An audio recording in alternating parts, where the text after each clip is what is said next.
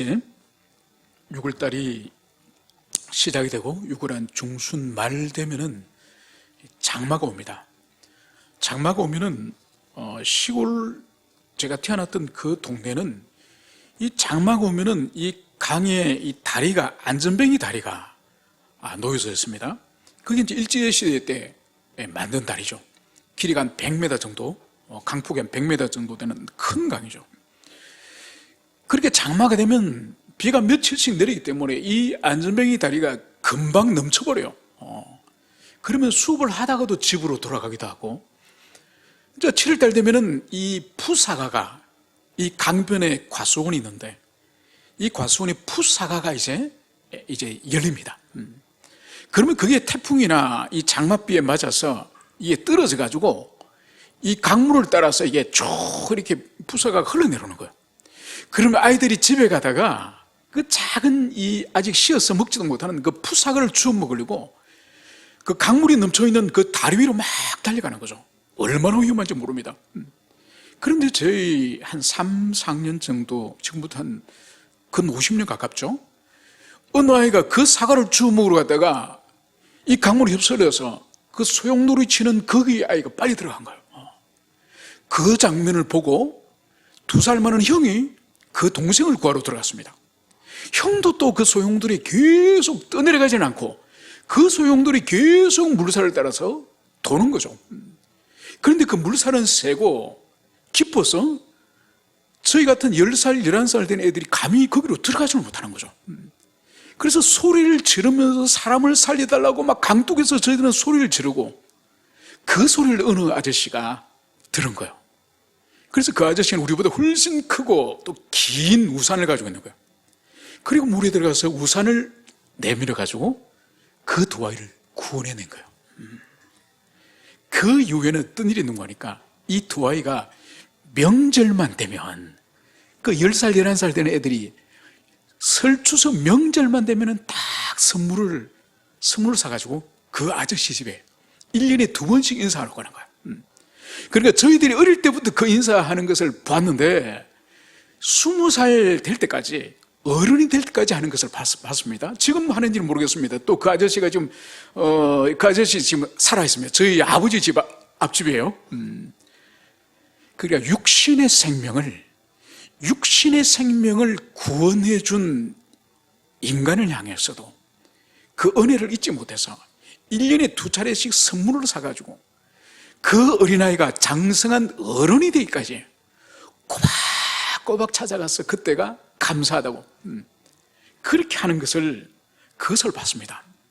여러분, 오늘 성경은 우리에게 무엇을 말씀하고 있습니까? 우리가 읽지는 않았습니다만 이 15절을 이해하기 위해서는 14절을 우리가 살펴볼 때에 15절을 잘 이해할 수 있습니다. 14절은 이렇게 말씀을 하고 있습니다. 죄가 너희를 주장하지 못하리니 이는 너희가 법 아래 있지 아니하고 은혜 아래에 있음이라. 오늘 바울은 로마 교회를 향해서 죄가 너희를 주장하지 못하리니, 여러분, 더 이상 죄가 이 로마 교회 성도뿐만 아니라 그리스도 안에 있는 모든 사람들은 죄가 더 이상 주장하지 못한다, 이 말씀을 선포하고 있습니다. 여러분, 오히려 주장하다는 이 번역을 주장하다기보다는 이 주장한다는 말은 오늘날 잘 사용하지 않습니다. 어떻게 번역하면 더 정확히 우리가 이해할 수 있는 거니까, 죄가 더 이상 당신들을 다스릴 수 없다, 죄가 더 이상 당신들을 통치할 수 없다, 이것을 여기 오늘 바울이 선언하고 있는 것을 여기서 볼 수 있습니다. 여러분, 이 바울이 지금 선언하고 있는 더 이상 그리스도 안에 있는 자들에게는 죄가 더 이상 다스릴 수 없고 통치할 수 없고 죄의 통치 영역에서 이제 모든 그리스도 안에 있는 자들은 벗어났다, 지금 이것을 바울이 지금 선언하는 거예요. 여러분, 이것은 참으로 놀랍고 충격적인, 이것은 위대한 진술이 아닐 수가 없습니다. 여러분, 우리 첫 조상이 어떻게 죄의 집에, 죄의 통치 속으로 들어가게 되었죠? 여러분, 하나님이 에덴을 창설하시고 그 에덴에 우리 첫 조상을 살게 하시고 모든 것을 누리면서 모든 복락을 에덴에서 다 맛보게 하나님이 하지 않으셨습니까? 그러면서 주님께서 단 하나, 선악과 많은 범하지 말라.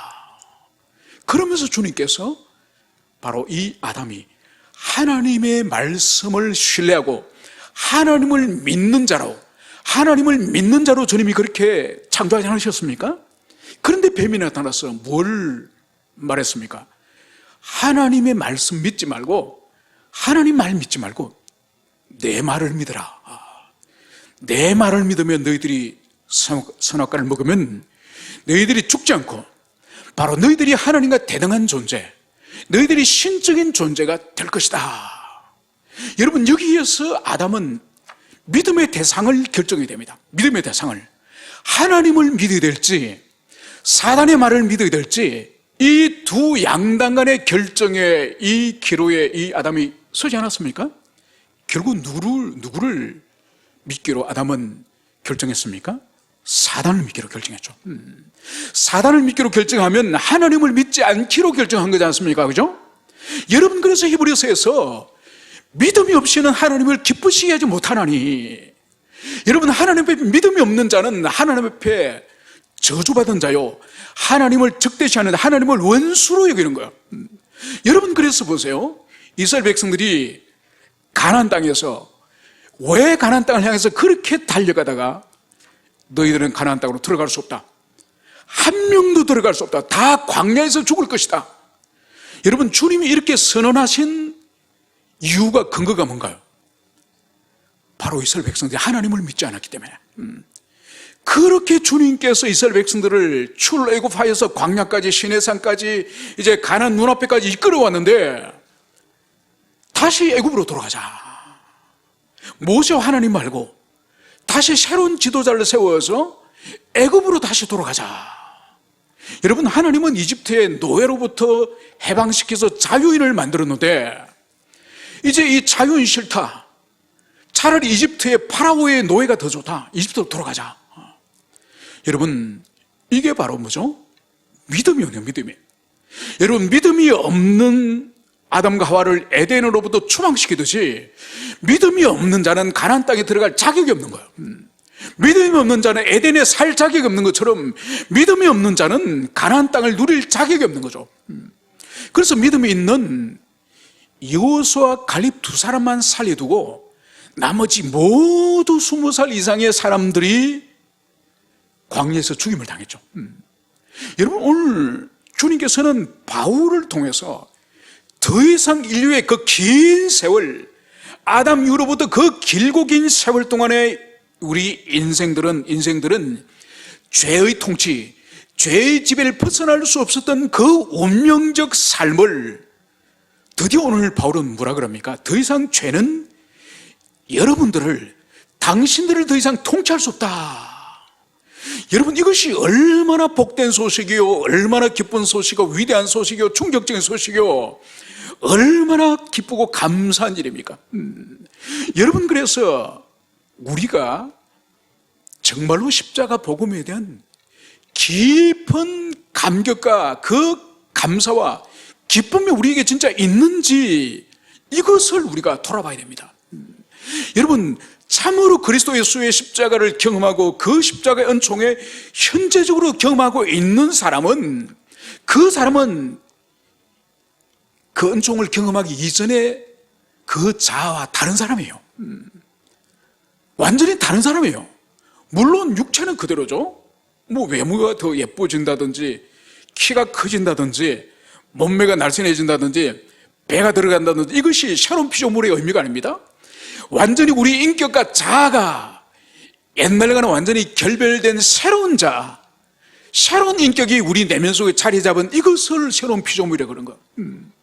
여러분, 그 긴 인류의 허감과 저주 속에 있던 그 삶이 드디어 오늘 더 이상 바울이 죄가 더 이상 다스리지 못하고 주관하지 못한다, 이런 새로운 시대가 열렸음을 바울이 이것을 선언하는데, 여기에 감격이 없고 여기에 우리가 놀라운 충격이 없다고 한다면 그 사람은 아직 십자가를 경험한 사람이 아니에요. 그 사람은 교회를 다니고 예배를 드리고 기도를 하고 찬송을 하고 별별 일들을 교회 안에서 다 하더라도 아직은 그 사람은 새로운 피조물이 아니에요. 새로운 피조물은 주님의 십자가를 전생애적으로 경험하여서 예전의 자신이 아니라는 것을 자기가 경험하는 거예요.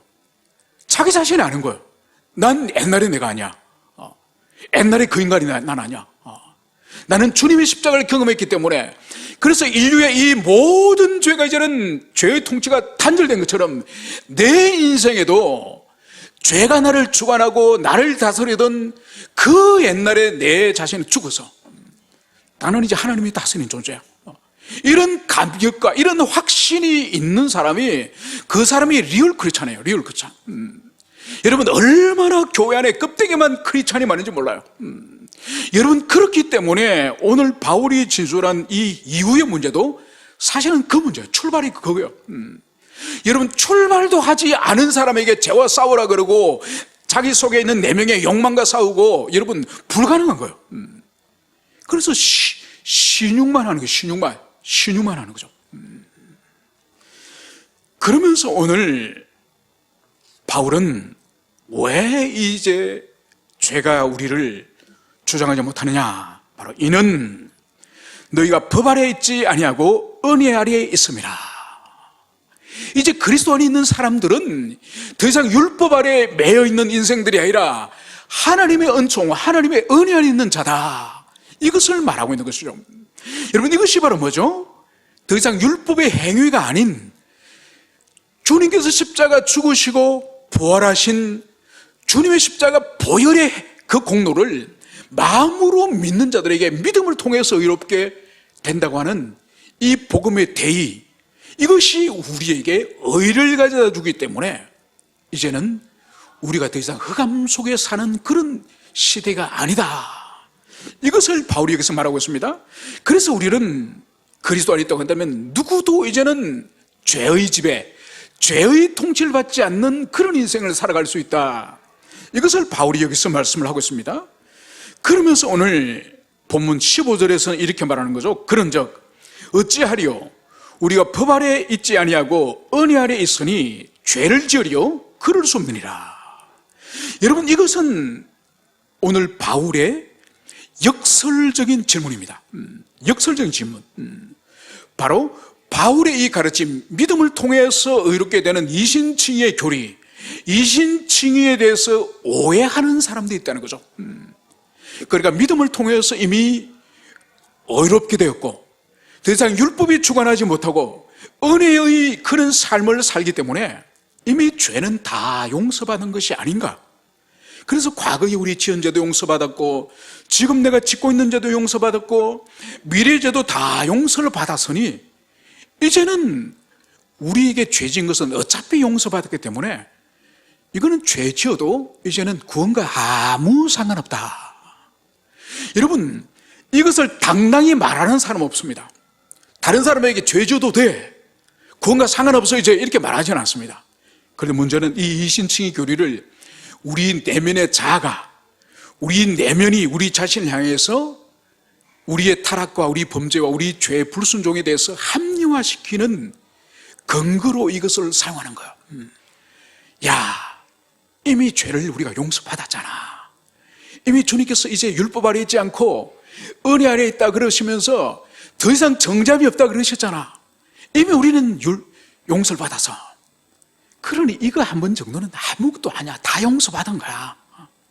그래서 우리의 불순종과 우리 죄에 대해서 우리 자신을 달래고 우리 자신을 합리화시키는 그런 도구로서 이 이신칭의 교리를 이용을 하는 거죠. 그런데 오늘 바울의 오늘 대답이 뭔가요? 그럴 수 없느니라. 절대로 그래서는 안 된다는 거. 비록 우리가 율법 아래 있지 않고 은혜 아래 있고 그리고 다시는 정죄함이 없는 그런 영혼의 상태에 있다 할지라도 다시는 죄로 다시는 돌아가서 안 된다. 그러면 왜 이렇게 다시 죄로 돌아가서 안 되는가?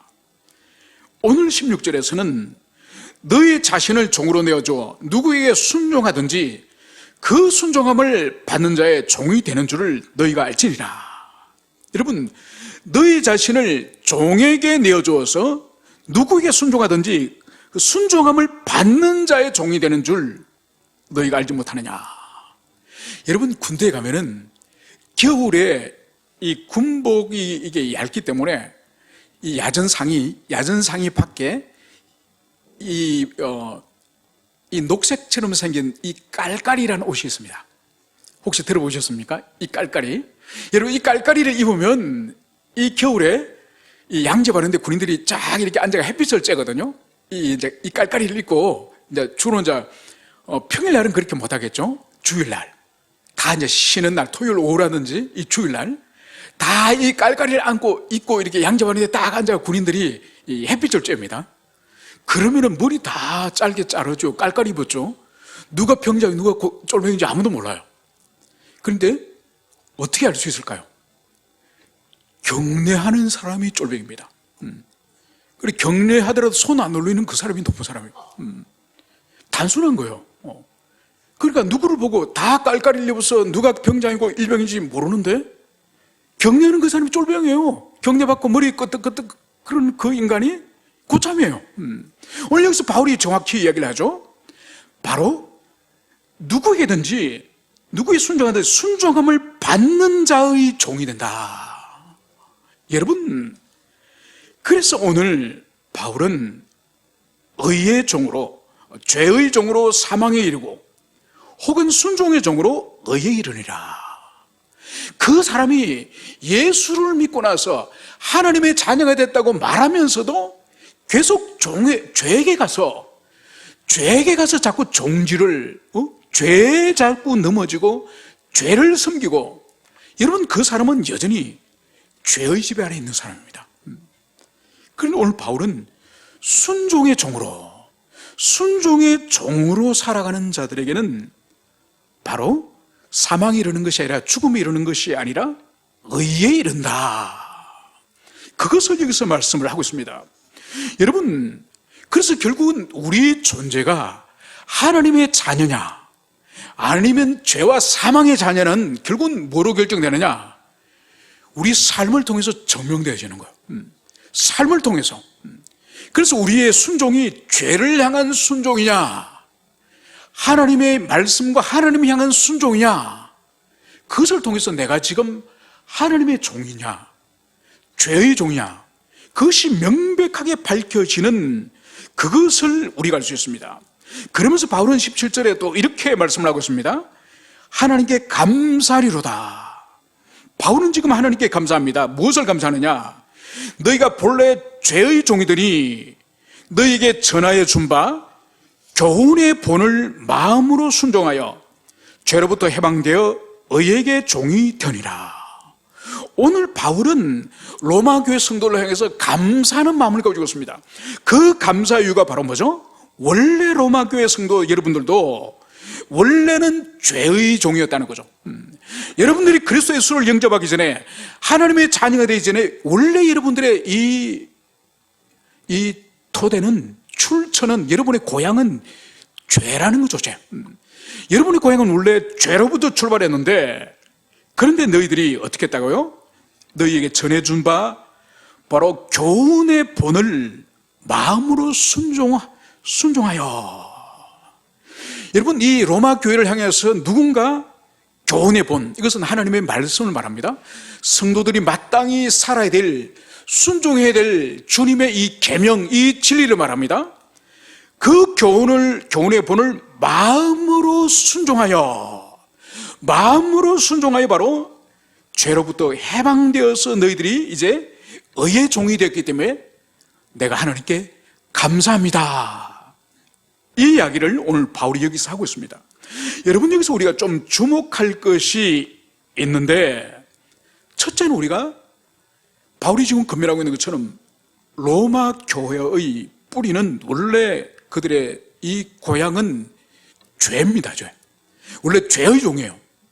여러분, 이스라엘 백성들 향해서 하나님께서 가나안 땅에 들어가서 그들이 항상 이 십계명을 가까이 하면서 십계명을 그들이 기억하도록 하지 않습니까? 그래서 1계명을 하나님이 말씀하시기 전에, 우리도 오늘 십계명을 읽었지만은 십계명 서문을 말씀하지 않습니까? 서문에 두 가지 본질이 있죠. 바로 이스라엘 백성들은 이집트의 노예였다는 것을 말씀하시고, 두 번째로는 그 노예를 하나님이 구원하셨다고 하는 이것이 서문의 두 번째예요. 그래서 노예된 이스라엘 백성들에게 하나님이 구원해 주셨고, 그 구원에 하나님께서 이스라엘 백성들에게 율법을 주신 거예요. 그리고 율법은 하나님이 그냥 지키라고 주신 것이 아니라 비참한 노예 가운데 있던 너희들을 구원하신 그 하나님이 주신 율법이에요. 그것이 십계명이에요. 그것을 기억하면은 십계명을 지키는 것이 어려운 것이 아니에요. 그런데 자신들이 노예였던 것도 잊어버리고, 그 노예로부터 구원하신 분이 하나님이라는 걸 잊어버린 채로 하나님이 10가지 계명을 지키라니까, 아니 왜 이렇게 우리를 힘들게 하세요? 왜 이렇게 우리에게 부담을 주세요? 여러분, 이스라엘 백성들이 망하고 그들이 불순종하고 그들이 계명을 지키지 않은 것은 이 십계명 앞에 있는 이 서문의 이 두 번째를 잊어버렸기 때문에 십계명을 지키는 것이 부담스럽고 힘든 거예요. 오늘 바울이 보십시오. 본래 너희들은 죄의 종이더니, 원래는 죄의 지배안에서 흑암 속에서 살아가던 비참한 죄의 종이 너희들의 원래 신분이다. 이것을 바울이 분명히 말하고 있습니다. 여러분, 이것은 우리에게도 마찬가지예요. 왜 우리가 그리스도 예수의 십자가의 그 복음에 감격을 잃어버릴까요? 우리가 원래부터 자유인으로 생각하는 거예요. 원래부터 자유인으로. 여러분, 우리 원래 자유인이 아니에요. 이 로마교회 성도들이 죄의 종이었던 것처럼 원래 우리도 예수 믿기 전에는, 예수님을 인격적으로 영접하기 전에는 죄의 종이었어. 그래서 하나님의 뜻이 무엇인지 알지도 못하고 관심도 없었고 내 육신의 욕망을 따라서, 내 꿈을 따라서 인생을 살았던 존재가 바로 우리지 않습니까? 그래서 오늘 바울은 원래 너희들의 존재는 바로 죄의 종이다, 이것을 오늘 바울은 역설하고 있습니다. 그러면서 이 죄의 종이었던 이 로마교회 성도들이 죄의 종에서 머물러 있었느냐? 아니에요. 어떻게 했느냐? 바로 너희에게 전해준 바 교훈의 본을 마음으로 순종하여, 죄의 종으로 머무는 것이 아니라 누군가 복음을 증거하고 누군가 진리 말씀을 가르치고 전파했을 때에 그 교훈을 마음으로 이제 순종하였다. 여러분, 오늘 여기서 우리가 살펴볼 것은 바로 마음으로 순종이 이 로마교회 성도들, 그리고 나가서 우리들에게도 순종이 있어야 됨을, 이것을 여기서 보여주고 있습니다. 여러분, 그래서 우리가 지금 6장에서 다루는 이 부분은 5장 이후, 로마서 5장 이후가 이제는 구원을 받았으면은 구원받은 자들이 어떻게 살 것인가, 성도의 삶의 문제, 즉 성화의 문제를 지금 다루고 있습니다. 이 성화의 문제에서 다룸에 있어서 이 극단이 두 종류의 극단이 있습니다. 첫 번째는 이 성화의 삶에 있어서 가장 중요한 것이 죄와의 싸움이지 않습니까? 죄를 죽이는 삶이 이 성화의 삶에 있어서 가장 중요한 본질이거든요. 이 죄와 싸우고 죄를 죽이는 본질에 있어서 첫 번째 극단이 뭔가 하니까, 성령님을, 하나님을 의지하지 않고 막 자기 의지를 가지고 자기 열심으로 자기 안에 있는 죄와 더러운 욕망과 자기 의지로 싸우려고 하는 그런 사람이 있습니다. 여러분, 이것은 싸워서 이길 수도 없을 뿐만 아니라, 이러한 삶을 살아가는 사람은 어떤 사람이 되느냐? 여러분, 이런 삶은 차가운 윤리주의자, 차가운 냉철한 도덕주의자밖에 되지 않습니다. 여러분, 결코 우리 속에 있는 죄성, 우리 밖에 있는 세상의 유혹, 또 우리 밖에 있는 이 사단의 유혹, 절대 여러분, 이 세대적, 우리 그리스도인에게 영원한 이 세대적, 우리의 내면 속에 들어온 자, 옛자, 그리고 밖에 있는 세상의 유혹, 그리고 본질적인 이 우리의 원수인 원수마귀, 절대로 우리 힘으로 이 세 대상과 누구도 싸워서 이길 수 없습니다. 그래서 반드시 우리는 성령님을 의지하면서 하나님의 도우심을 구하면서 우리 자와 또 세상과 그리고 원수마귀와 이길 수 있는 것이지, 절대로 우리 스스로 힘으로 싸울 수 없습니다. 그런데 문제는 자기 스스로 자기 내면 속에 있는 죄성과 세상과 원수마귀와 싸워서 이길 수 있다는 그 고집을 가지고 싸우는 그런 사람이 있다는 거죠. 여러분, 이런 사람은 이기지 못하면서 이긴 것처럼 하면서 위선자가 돼요. 위선자가 되고 밖으로는 또 그럴듯하게 죄와 싸우고 자기 내면의 욕망과 싸워서 이겼다고 하는 그럴듯한 윤리와 도덕을 드러냅니다. 여러분, 반드시 이런 사람은 주님으로부터 책망을 받는 거죠. 그래서 주님께서도 그런 바리새인을 향해서 회치라 무덤아, 독사의 자식들아, 주님께로 그런 책망을 받는 거죠. 원래 싸울 수 없고 이길 수 없다니까요. 그러면서 또 다른 극단은 뭐냐? 아예 순종을 안 한 거예요. 성경은 죄와 싸우기 위해서, 우리 내면에 있는 더러운 욕망과 싸우기 위해서 수많은 주님이 요구하시는 바가 있습니다. 그 요구하는 바를 순종하지 않는 거예요. 순종하지 않으면서 어떻게 하느냐? 하나님, 당신이 다 해주세요. 당신이 다 내 속에 있는 죄도 다 죽여주시고 내 밖에 있는 세상의 유혹도 다 막아주시고 원수마귀도 다 막아주시고 나는 그냥 주님의 손길만 기다립니다. 여러분, 이것도 잘못된 거예요. 자기는 손가락 까딱 하지 않고 모든 것을 성령님이 다 하라고. 여러분, 그것은 하나님께서 사람을 인격적인 존재로, 우리에게 지성과 정서와 의지를 가진 인격적인 존재로 주님이 우리를 지으셨는데, 특별히 이 성화 영역, 죄와 싸우는 이 영역은 하나님 혼자 죄와 싸우는 것이 아니라 바로 우리와 함께 싸우기를 주님은 기뻐하시기 때문에, 그래서 이 양극단은 절대로 그 사람을 경건한 삶으로 인도하지 않는다는 것을, 그것을 여러분들이 기억하시기 바랍니다. 그래서 오늘 바로 순종의 종으로 바로 의에 이르리라. 여러분, 이것을 여러분들이 가슴에 새기시길 바랍니다. 그러면서 이제 오늘 바울은 너 육신이 연약함으로 내가 사람의 예대로 말하노니, 이것을 이렇게 번역을 하면 더 쉽게 이해할 수 있습니다. 너희의 자아가 아직 연약하니 내가 쉬운 말로 너희들에게 말하겠다.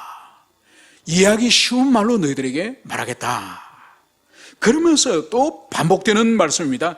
전에 너희가 너희 지체를 부정과 불법에 내어주어 불법의 이름같이 이제는 너희 지체를 의에게 종으로 내어주어 거룩함에 이르라. 여러분, 과거에는, 그리스도 안에 있기 전에는 어떻게 살았습니까? 바로 우리의 지체를, 우리의 이 몸을 부정과 불법에 내줘서 바로 사망에 이르는 불법 속에서 우리가 살았다. 그렇지만은 이제 그리스도 안에 있는 지금은 너희들의 지체를 어떻게 하라고요? 의의 종으로 내어주어 거룩함에 이르라. 여러분, 오늘 주님께서는 거룩함에 이르라고 하는 이것을 오늘 명령으로 말씀을 하고 있습니다. 가능하면 거룩함에 이르도록 노력해 보십시오, 이것이 아니에요. 여러분, 주님은 단호하게 거룩함에 이르라는 거예요.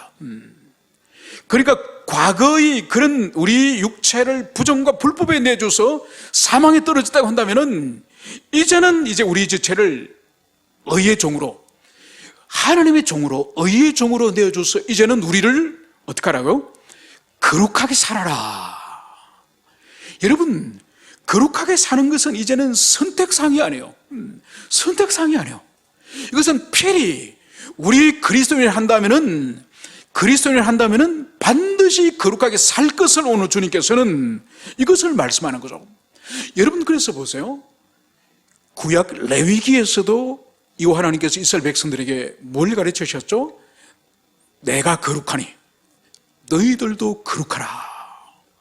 여러분, 이스라엘 백성들의 창조주이시고 이스라엘 백성들의 이집트로부터 구원하신 구속주이신 여호와 하나님이 거룩하시다고 한다면, 바로 그들의 백성된, 바로 주님과 언약을 맺은 그 이스라엘 백성들의 거룩함은 당연한 것이 아닙니까?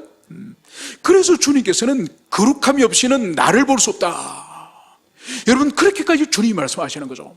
그래서 거룩함이라고 하는 이 하나님의 속성, 이 속성을 교회 시대 때 자녀된 우리 또한 당연히 가지지 않겠습니까? 그래서 신약에서도 내가 거룩하니 너희도 거룩하라. 이 레위기 말씀을 그대로 인용하여서 신약 교회된 성도들에게도 여전히 거룩함을 주님이 말씀하시는 거죠. 더 나아가서 주님께서는 친히 내가 온전함 같이 너희들도 온전하라, 이것을 주님이 말씀하시는 거죠. 여러분, 예수님이 우리에게 바라시는 것은 적당히 예수 믿고 그냥 이 땅에서 신앙생활 열심히 하다가 하나님 주신 복을 받고 자식들도 잘 되고 재산도 많고 사람들이 부러워하고 건강도 하고 병도 없고, 그래서 어느 날 죽어가지고 공업묘지를 가든지 교회 묘지 가든지 그렇게 잘 죽는, 그게 복이 아니에요. 그게 복이 아니에요. 주님이 우리 원하시는 것은 내가 거룩함처럼 너희도 거룩하라. 우리 예수님은 내가 온전함처럼 너희들도 온전하라. 그러니까 예수님이 우리에게 원하는 수준이 얼마나 높은 수준인지, 여러분 보세요. 오늘날 이런 수준을 하나님이 원하시는지, 이 수준을 우리가 알고 이 수준에 우리를 끊임없이 쳐서 복종하여서 정말 온전한, 그래서 우리 주님이 온전한 것처럼 그렇게 온전할 수는 없지만은 그렇게 마치 온전할 것처럼 자신을 쳐서 복종하는 거룩한 삶을 우리가 살아야 되는데 관심이 없어. 그래서 예수 믿기 전에는 이 세상의 다른 어떤 잡신을 통해서 복을 받으려고 연초되면 점을 치고 몸에 수백만 원짜리 부적을 달고 다니고 별별 짓을 다 하다가 예수 믿고 나서 이제는 예수의 덕을 받으려고 이제는 마치 목회자를 예수 무당처럼 여기면서 가서 기도해달라 그러고 복을 달라 그러고, 여러분, 그것이 하나님 원한 바가 아니에요. 오늘 분명히 주님 말씀하시죠. 이제 너희 지체를 의의 종에게 줘. 이제 거룩함을 이루라. 바로 너희들은 거룩하게 살아라. 이것을 오늘 바울이 로마 교회를 향해서 오늘 분명히 오늘 이것을 말씀하고 있습니다. 그러면서 20절, 너희가 죄의 종이 되었을 때 의에 대하여 자유로우니라. 여러분, 이것은 뭔가 하니까 죄의 종이 되었을 때에 옛날에 흑암 속에 죄의 지배 속에 살 때는 의에 대하여 자유로우니라. 이 자유롭다는 이것은 긍정적인 의미가 있기 때문에 이렇게 번역하기보다는 의와는 아무 상관이 없이 살았다. 너희들이 흑암 속에 있을 때, 죄의 지배 아래 있을 때는 하나님의 뜻, 하나님의 말씀, 하나님, 교회, 경건, 거룩, 성화 아무 상관없이 너희들의 욕망을 따라서, 이 세상에 너희들을 요구하는 걸 따라서 그렇게 너희들이 살지 않았냐, 이것을 바울이 여기서 말씀을 하고 있습니다. 그러면서 이제 너희가 그때 무슨 열매를 얻었느냐, 이제는 너희가 그 일을 부끄러워하나니 이는 그 마지막이 사망이라. 바로 그때 너희들이 무슨 열매를 맺었나 이거죠. 흑암 속에서 하나님 없는 너희들의 욕망을 따라 살 때 도대체 너희들의 삶의 열매가 무엇이냐, 바로 지금 너희들이 그것을 부끄러워하지 않냐. 여러분, 어거스틴의 참회록을 보면은 어거스틴이 아주 어린 나이 때에 도둑질했던 이야기가 기록됐습니다. 바로 친구 동물들하고 그 동네에 벼밭이 있었습니다.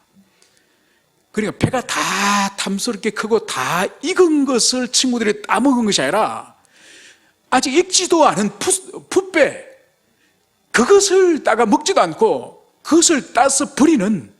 그래서 어거스틴 자신이 직접 글을 씁니다.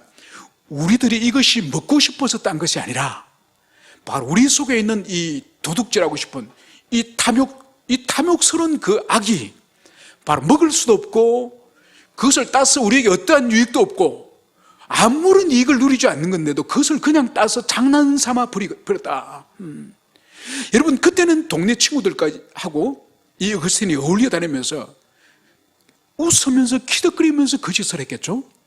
그런데 세월이 지나고 회심을 하고 주님을 깊이 만나서 그의 지나간 삶을 하나하나를 돌아보면서 깊이 자신을 참여할 때에 바로 어린 시절 때 그 배 도둑질이 얼마나 부끄러운 죄인지, 그리고 그 본질이 그런 짓을 하게 했던 본질이 바로 죄라는 거죠.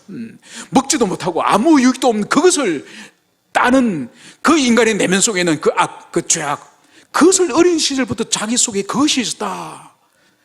바로 어거스틴은 그것을 회상하면서 한없는 참여와 부끄러움을 느끼는 거죠. 여러분, 우리도 마찬가지 아닙니까? 우리도 어느 날 지나갔던 인생의 과거들을 우리가 생각할 때가 있지 않습니까? 과거들을 생각할 때 아름다운 추억도 있겠지만은 참 주님 앞에 부끄러웠던 죄악들이 왜 우리에게 없겠습니까? 그런 것이 굽이굽이마다 있는 거죠. 그래서 우리가 여전히 흑암 속에 있다고 한다면 그런 부끄러움을 전혀 모르죠. 그런데 이제 광명 속에 빛 가운데 나왔을 때, 어린 시절 때 그 어리석고 그 무지하고 그 사악한 마음을, 그 어린아이 10년 가운데서도 그런 마음을 품고 그 짓을 했다는 것을 생각할 때 얼마나 주님 앞에 부끄럽습니까? 여러분, 제가 한 4살 때였어요. 제가 한 4살 때였는데, 제가 전에도 한 말씀을 드렸나요? 저희 정조 할머님이랑 함께 한 집에 살았습니다.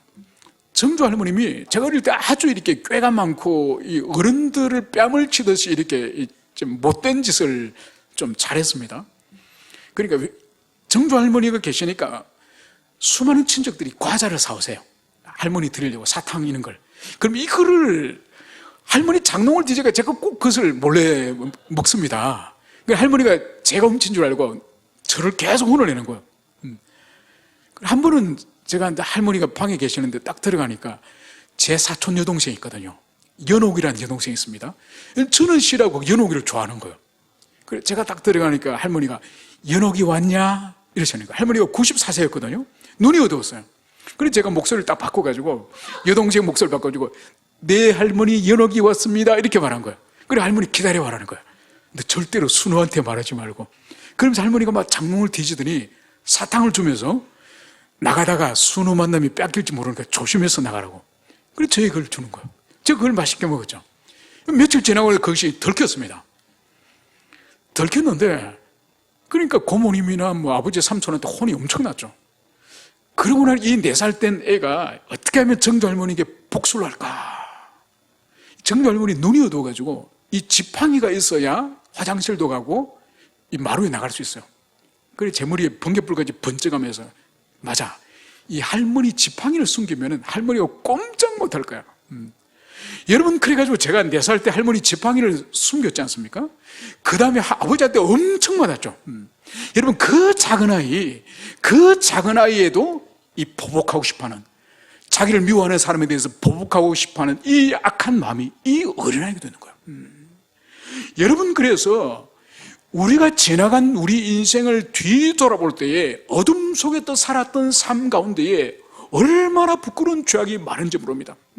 원래 그것이 우리의 출발이라는 이것을 항상 우리는 기억해야 됩니다. 그러면서 이제 바울은 이렇게 말씀하는 거죠. 그러나 이제는 너희가 죄로부터 해방되고 하나님께 종이 되어 거룩함에 이르는 열매를 맺었으니 그 마지막은 영생이라. 바로 이제 하나님이 주실 것은 이 거룩함의 마지막의 열매, 이 거룩한 삶의 마지막의 열매는 영생임을 말씀합니다. 그러면서 23절은 이 결론을 이렇게 내립니다. 죄의 삭선 사망이요 하나님의 은사는 그리스도 예수 우리 주 안에 있는 영생이라. 여러분, 여기서 죄는 사기라 표현하고 있고, 그리고 그리스도 예수 주 안에 있는 하나님은 은사라는 것을 여기서 표현하고 있습니다. 여러분, 이게 뭔가 하니까 이 죄의 이 삭이라는 것은 이 원어가 뭔가 하니까 일을 하여서, 노동을 하여서 받는 품삯을 말하는 거예요. 이거는 땀 흘린 만큼, 수고한 만큼 받는 것이 여기 이 삭이에요. 그러니까 이 땅에서 죄를 짓고 살았던 평생의 그 수고, 그 결과는 뭐라고요? 사망, 죽음이요. 그런데 오늘 하나님의 은사, 이 은사란 이것은 뭔가 하니까 이것은 우리가 알다시피 이것은 선물이라는 뜻이에요. 선물. 그러니까 여러분, 삭은 노동을 해서 얻는 것이 삭이지만은 이 하나님이 주신 은사, 이것은 아무런 수고하지 않고 하나님이 값없이 주시는 이 선물, 은사, 이것이 바로 뭐라고요? 영생이라. 그래서 그리스도 안에서 거룩한 삶을 사는 자들에게 마지막의 열매가 영생인데, 이것은 우리가 이 땅에서 어떤 삶의 수고나 헌신이나 노력이나 의지의 힘이나 여러분 이것으로 주는 것이 아니라 하나님이 값없이 주시는 선물임을, 이것을 오늘 주님께서는 말씀하고 있습니다. 그래서 이 땅에서 죄를 지으면서 그 죄에 대한 모든 수고는 사망이지만은 그걸 하나님이 우리에게 아무런 수고와 희생과 그런 값없이 우리에게 주시는 이 선물, 영생을 이제 주님이 우리에게 주셔야겠다. 이것을 주님이 여기서 말씀하고 있는 거죠. 그래서 우리가 이 땅에서 거룩한 삶을 살 때에 그 마지막에 누리게 될 것이 바로 영원한 주님과 연합 속으로 들어가게 되는 이 영생이 우리를 기다리고 있다는 것을 여러분들이 가슴 깊이 새기시기를 축원합니다. 함께 우리 기도하시겠습니다.